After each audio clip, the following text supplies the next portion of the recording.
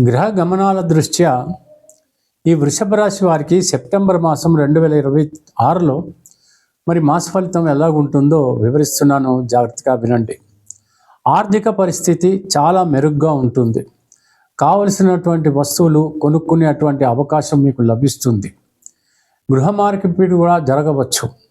లేకపోతే ఏదైనా పాత గృహం ఉంటే దాన్ని రిపేర్ చేయటం, అలంకరించటం ఇలాంటివన్నీ కూడా జరుగుతాయి. విందు వినోదాల్లో పాల్గొనేటువంటి అవకాశం గట్టిగానే కనపడుతోంది. దూర ప్రయాణాలు చేస్తారు, తీర్థయాత్రలకు వెళ్ళేటువంటి పరిస్థితి కనపడుతోంది. లేకపోతే భార్యాభర్తల మధ్యన సఖ్యత అద్భుతంగా ఉంటుంది. ప్రేమ అనురాగం చోటు చేసుకుంటుంది. పెద్దలు దీవించేటువంటి పరిస్థితుల్లో ఉంటారు, పిల్లలు విసిగించరు. ఇకపోతే విదేశాలకు వెళ్ళాలి అనుకుంటున్నటువంటి వాళ్ళు మీరు ప్రయత్నాలు ప్రారంభించవచ్చు.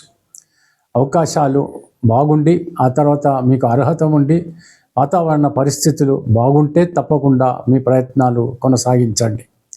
ఇకపోతే వివాహం కానటువంటి వాళ్ళు ఎవరైతే ఉన్నారో వాళ్ళు మీ ప్రయత్నాలు ముమ్మరం చేయండి. తప్పకుండా మీకు వధువు వరులో ఎవరైతే వాళ్ళు మీకు దక్కేటువంటి అవకాశాలు ఉన్నాయి. వివాహం కూడా త్వరితగతిన జరిగేటువంటి పరిస్థితి. ఇకపోతే విందు వినోదాల్లో పాల్గొంటారు, శుభకార్యాల్లో పాల్గొంటారు. ఇదంతా మామూలుగానే జరిగిపోతూ ఉంటుంది. వాహనం కొనుగోలు చేసేటువంటి అవకాశం కూడా లేకపోలేదు.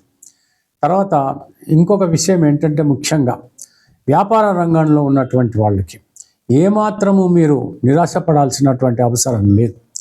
కొత్తగా భాగస్వాములు మీతో కలిసి మీ వ్యాపారాలు పెంపొందించుకోవటానికి అవకాశం కలగబోతోంది. ప్రొఫెషనల్ రంగంలో ఉన్నటువంటి వాళ్ళకు కూడా గౌరవంతో పాటు ఆర్థిక పరిస్థితి బాగా మెరుగుపడుతుంది.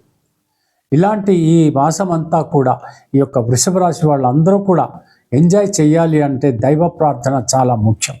కాబట్టి ప్రతిరోజు కూడా తప్పకుండా శ్రీ మహాలక్ష్మిని పూజించటం అనేటువంటిది చేయగలిగితే, హనుమాన్ చాలీసా చదవగలిగితే ధైర్యము సాహసము లభిస్తాయి. ఆ తర్వాత ధనబలం కూడా ఏర్పడుతుంది. తెలిసింది కదా. సెలవు, మరి ఉంటాను. నమస్కారం.